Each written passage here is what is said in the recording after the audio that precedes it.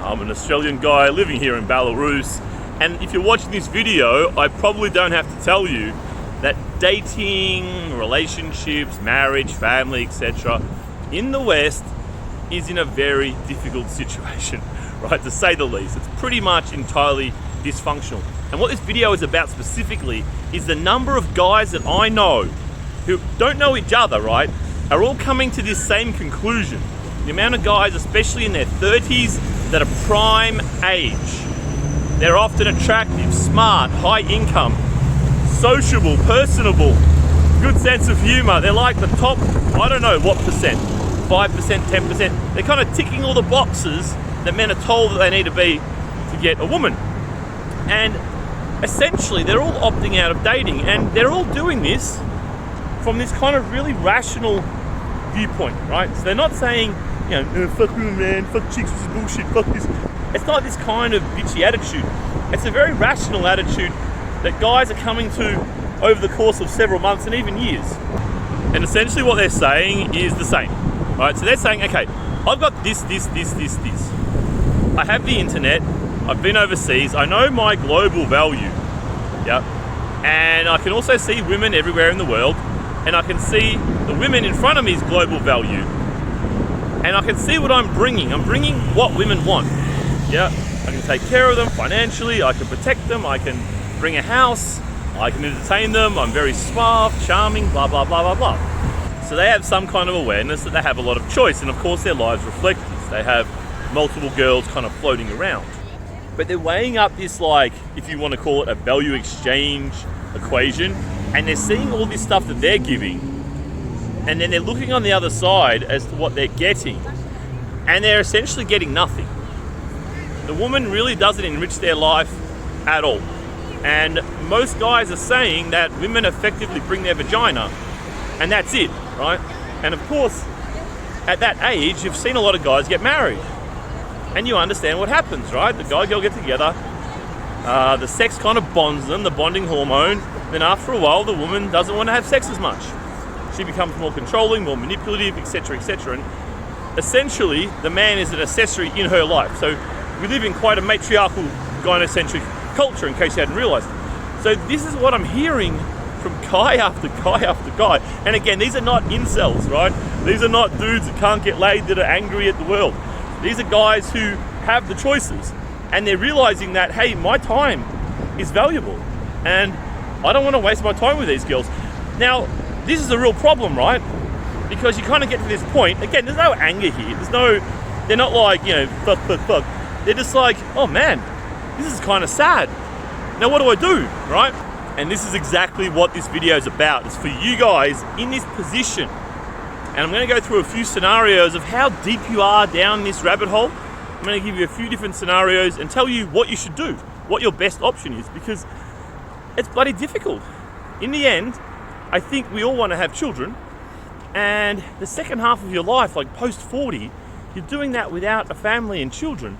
It's like, what's the point? Like, you don't need any more money. Like most guys in the West, if they're sensible with money, they don't get married, they can retire at 40 if they want to. Again, this is going to be a very solution-orientated video. So the first thing you should do when you come to this realization, right? The first thing you should do is stop dating. Just stop. Just withdraw. Save your time. Save your resources. Save your money. Concentrate on things that you value. Your friends, your family, your job, your hobbies. Just turn your back on it, right? This is what you need to do. First of all, break any habits of checking Tinder, of going to bars to meet girls, whatever you're doing, just stop. Now, of course, you are a man, so you want to have sex. So if you are a guy who's genuinely in that kind of top 10% or so, it will not be hard to find girls who are open to ongoing casual sex relationships with you. And that's what you want. Maybe one or two of these girls, once a week, hang out, have sex, no commitment, nothing much, and it gets that kind of animal instinct out of you. Now, the reality of this is at some stage you will get sick of this, right? I literally was speaking to a friend this week who's 31, lives back in Melbourne. He had two girls he was doing this with.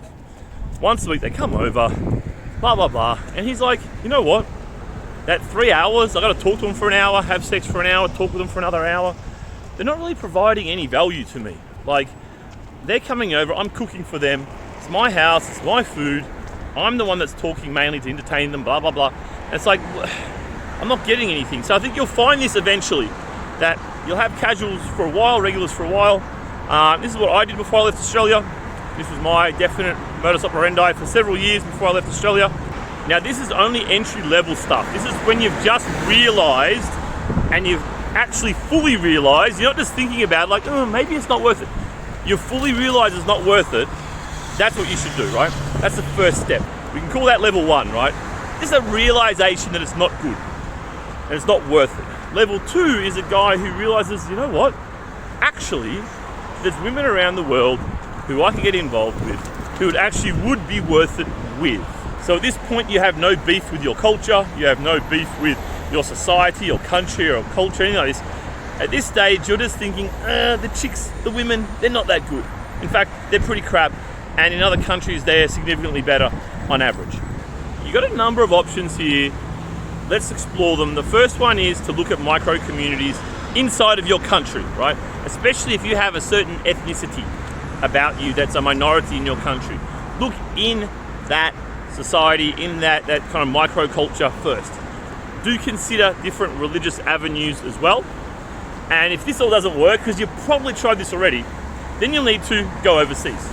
And at that point, you need to figure out which country, and that's your decision to make at this stage, which country, and then will you live in that country forever? Will you bring the girl back to your country? Or what is increasingly popular with guys here that I've noticed is thinking about going to a third option. Yep. So maybe you're an American guy looking at a Colombian girl, and maybe you want to take her to Thailand or I don't know, something like this.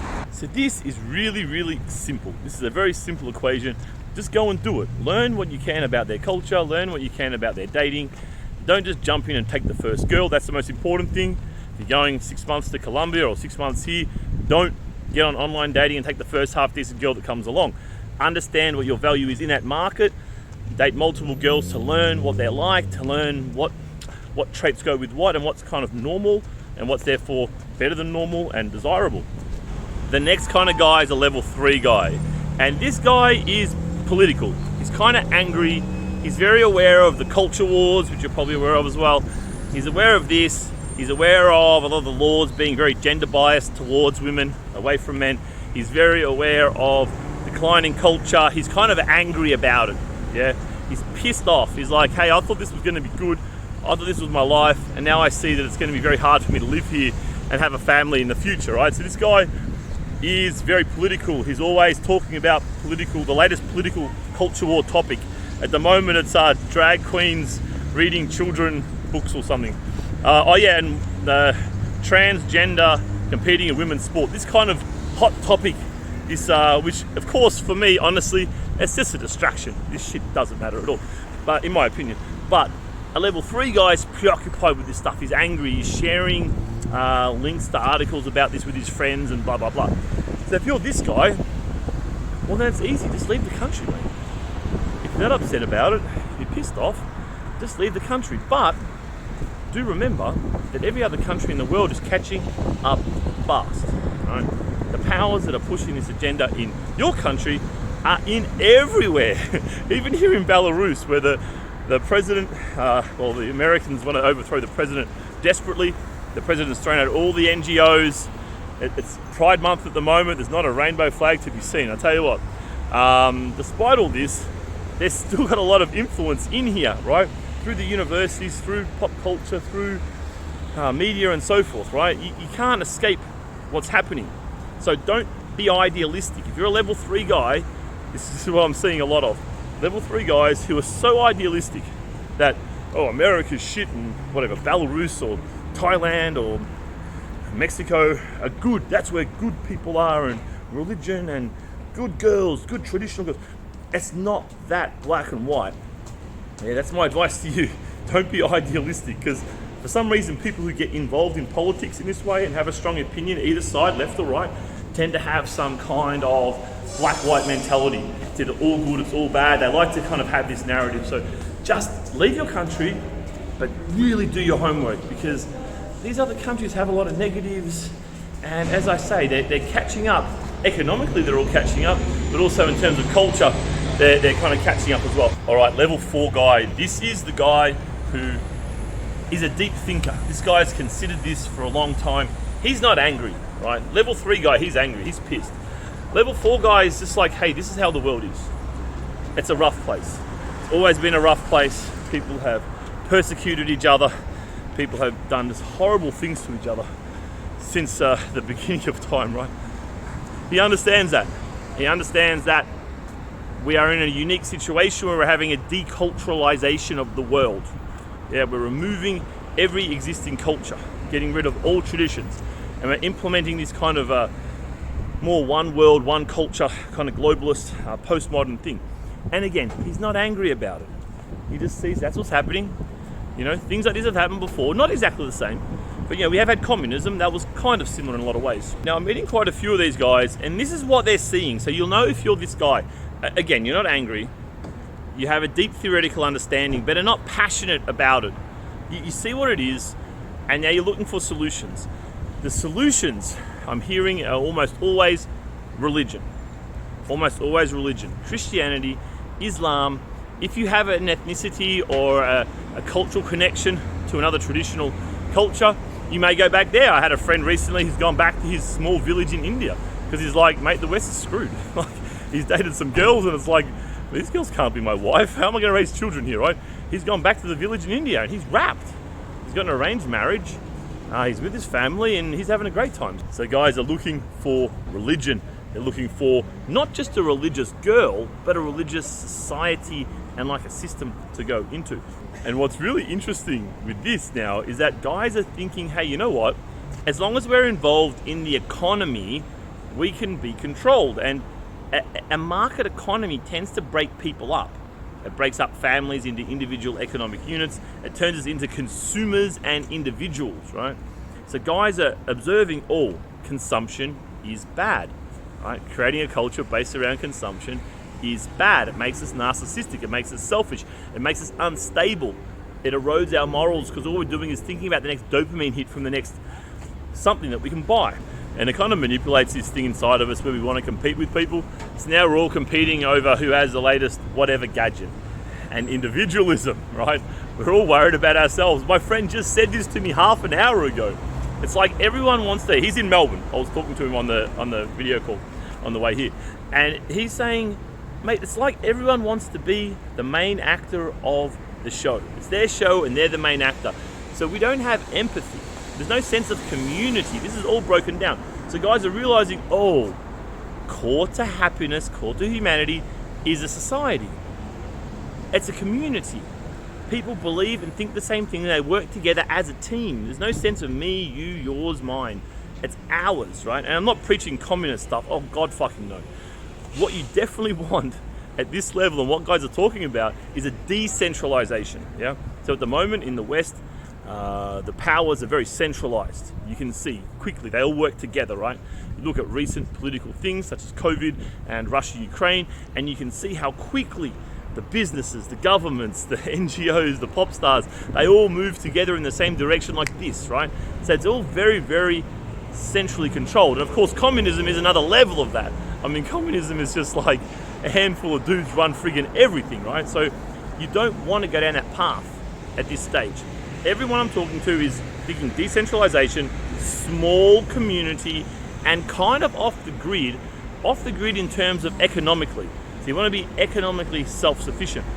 Although there's no like one model that every guy's talking about, it seems that guys are coming in from those angles. They're all kind of realizing the same thing. So if you're at that stage and you're a dude and you're not angry anymore, you're just like, yeah, I see the world's fucked. It's always been fucked.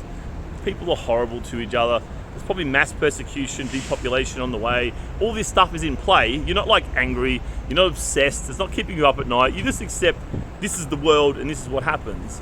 Then if you haven't thought this through too much, this is what guys are coming up with. Very smart guys who've thought about this a lot. They're swapping notes. They're trying to go to micro communities, be cut off economically from the rest of the world and have their own probably religion or maybe even overhang of some kind of tribal or previous community spirit involved as well.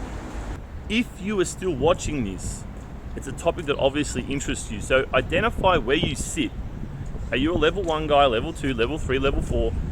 Think it through and then just make a decision. Yeah, take your time. Don't get emotional. Don't blah, blah, blah, knee-jerk reaction. Just take your time and think, well, where do I need to be 5, 10, 20, 30 years? What do I want for my children in the future? And look, it may be you decide not to have children, but I'm telling you, be careful about that.